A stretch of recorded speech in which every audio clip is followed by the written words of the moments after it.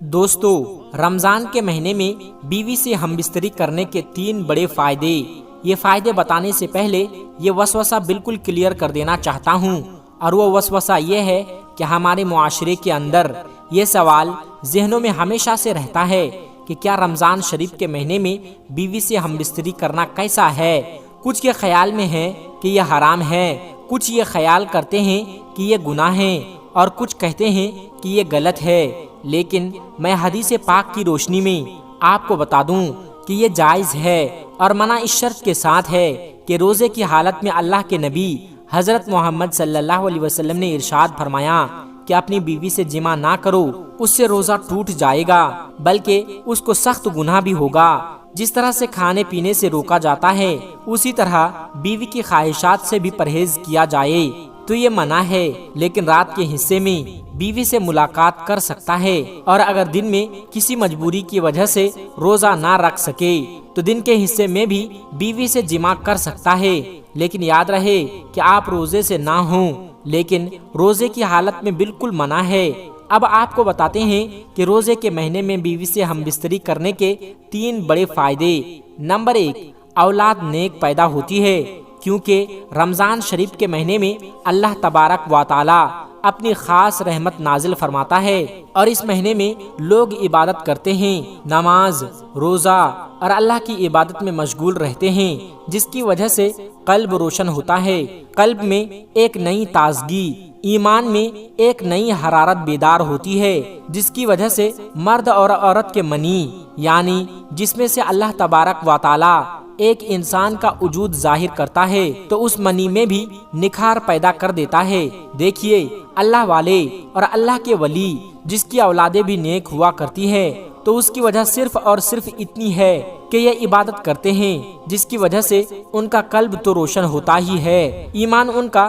ایک دم نورانی ہوتا ہے۔ اس کے علاوہ اللہ تبارک و تعالی اس کے منی کو بھی نکھار دیتا ہے، جس کے ذریعے ہونے والی اولاد نیک پیدا ہوتی ہے، اس میں نیک تاثرات پیدا فرما دیتا ہے، اچھے تاثرات پیدا ہوتے ہیں، جس کے ذریعے اولاد نیک پیدا ہوتے ہیں، تو عبادت کے ذریعے سے اس مخصوص پانی میں نکھار پیدا ہوتا ہے، تو اس لیے اولاد نیک پیدا ہونے کی کافی حد تک چانس رہتے ہیں۔ نمبر 2، دوسرا فائدہ یہ ہے کہ رمضان شریف کے مہینے میں ہم بستری کرنے سے یعنی کہ جمع کرنے سے شیطان کی شرارت سے میاں بیوی محفوظ رہتے ہیں۔ اب اس کا خلاصہ یہ ہے کہ رمضان کے علاوہ اور دنوں میں شیطان بیوی کے کمرے میں داخل ہو جاتا ہے، جہاں میاں بیوی اپنی خواہشات کو پورا کر رہے ہوتے ہیں، وہاں وہ داخل ہو جاتا ہے اور اپنی تاثرات بیوی کے شکن میں یعنی پیٹ میں داخل کر دیتا ہے اور اپنی شرارت کرتا ہے، جس کی وجہ سے شیطانی شرارتوں والی اولاد پیدا ہوتی ہے۔ اب آپ سوچ رہے ہوں گے کہ ایسا کیسے ہو سکتا ہے، تو میں آپ کو بتا دوں کہ اللہ کے محبوب اور ہمارے پیارے نبی حضرت محمد صلی اللہ علیہ وسلم نے ارشاد فرمایا کہ شیطان تمہارا کھلا دشمن ہے۔ جب بچہ پیدا ہوتا ہے تب شیطان آ جاتا ہے بچے کو پریشان کرنے کے لیے اور اس کے ساتھ شرارتیں کرتا ہے، بچہ کافی پریشان رہتا ہے، تو اس لیے بچے کی پیدائش پر اذان پڑھی جائے تاکہ بچے کو راحت ملے اور شیطان بھاگ جائے۔ اللہ کے نبی صلی اللہ علیہ وسلم نے ارشاد فرمایا، اذان پڑھے شیطان کافی حد تک کافی میل دور بھاگ جاتا ہے، اس لیے اذان پڑھے۔ اذان پڑھنے میں دیری نہ کی جائے، بچے کی جیسے ہی پیدائش ہو تو اس وقت اذان پڑھ دیا کریں۔ اللہ کے نبی صلی اللہ علیہ وسلم نے ارشاد فرمایا کہ جب موت کا وقت قریب آ جاتا ہے تب بھی شیطان اپنی شرارت سے باز نہیں آتا، تب بھی وہاں آ جاتا ہے، تب بھی اس کو پریشان کرتا ہے تاکہ اس کی زبان سے کچھ کا کچھ نکلے اور کلمہ طیبہ زبان سے نہ نکل سکے۔ اس لیے وہاں پر جو موجود لوگ ہوتے ہیں تو وہ کلمہ شریف زور زور سے پڑھتے ہیں تاکہ مرنے والے کو کلمہ یاد آ جائے اور وہ بھی کلمہ پڑھ لے،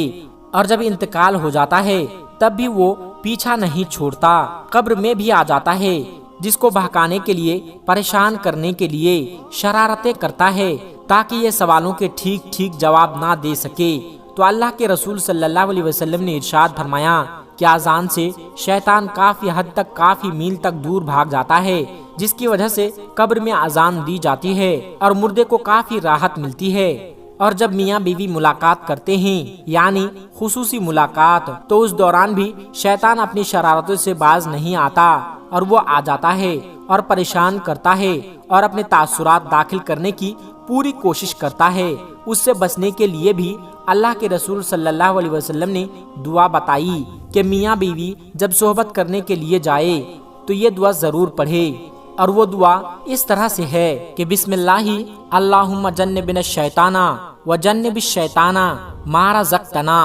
اور اس کا ترجمہ کچھ اس طرح ہے، اللہ کے نام سے شروع کرتا ہوں، اے اللہ ہم کو شیطان سے بچا اور جو اولاد ہمیں دے اس سے شیطان کو دور رکھ۔ دوستو، اس بات کا خلاصہ یہ ہے کہ شیطان رمضان کے علاوہ دنوں میں میاں بیوی کے درمیان حائل ہو جاتا ہے اور اپنی تاثرات چھوڑنے کی کوشش کرتا ہے۔ اس سے بچنے کے لیے ہر انسان کو یہ دعا پڑھنی چاہیے، اور رمضان کے مہینے میں ہم بستری کرنے سے نیک اولاد پیدا ہونے کی امید بڑھ جاتی ہے، کیونکہ اللہ کے پیارے نبی حضرت محمد صلی اللہ علیہ وسلم نے فرمایا کہ رمضان کے مہینے میں شیطان کو زنجیروں میں جکڑ دیا جاتا ہے۔ نمبر 3، رمضان شریف کے مہینے میں جماع کرنے سے 70 گنا ثواب عطا کیا جاتا ہے، کیونکہ اللہ کے نبی صلی اللہ علیہ وسلم نے ارشاد فرمایا کہ رمضان کے مہینے میں جب کوئی نیکی کی جاتی ہے یا برائی کی جاتی ہے تو دونوں کا بدلہ 70 گنا بڑھا دیا جاتا ہے، اور جماع کرنا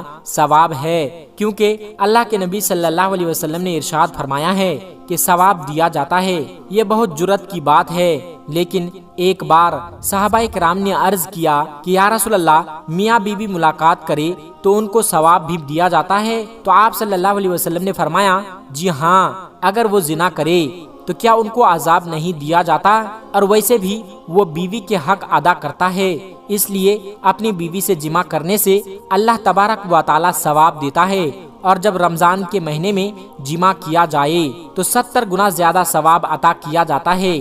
نمبر 3، رمضان کے مہینے میں بیوی سے جماع کرے، لیکن خیال رہے کہ روزے کی حالت میں نہیں، ورنہ سخت سے سخت عذاب دیا جائے گا،